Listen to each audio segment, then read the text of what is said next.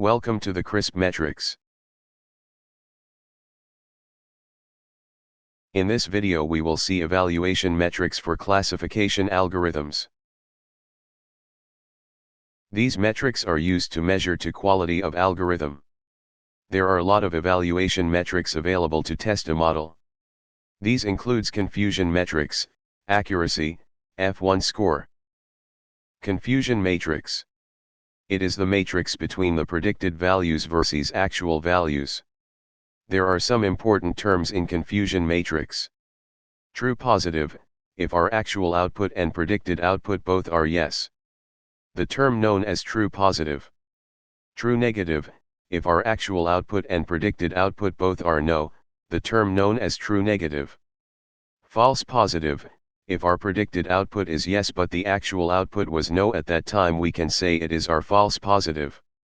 False negative, if our predicted output is no but the actual output was yes at that time, we can say it is our false positive. Accuracy. It is the total number of correct classifications divided by all the classifications. Correct classifications are true positive and true negative because in both the cases actual and predicted values are same. Formula is true positive plus true negative divide by all the values. Now the question is, if we have accuracy, then why we have other metrics? Suppose in a hospital we have 100 patients. If 60 persons have cancer and 40 persons don't have cancer. Now imagine if our confusion matrix will be like this, where true positive is 30, false negative is 20, true negative is 50 and false positive is 0. Now calculate the accuracy, it will be 80%. Now according to the matrix it is only able to identify 30 persons with 80% accuracy. That's why we need another metrics. Next is our recall, or we can say sensitivity. Recall is defined by true positive divide by true positive plus false negative. It is basically tells how from total number of positive cancer patients you are able to predict positive. Let's take same case and our recall will be 60%. Another metrics is precision. It measures that from all the positive prediction, how many we have actually positive.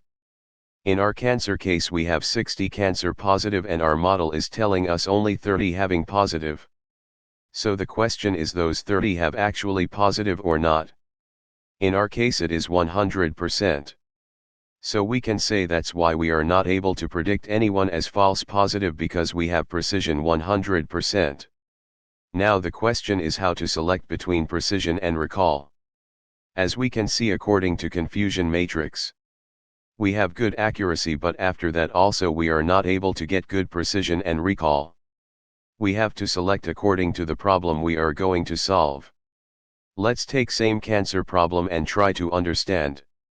So if someone not having a cancer, but if our model says yes, the person having the cancer, that's fine.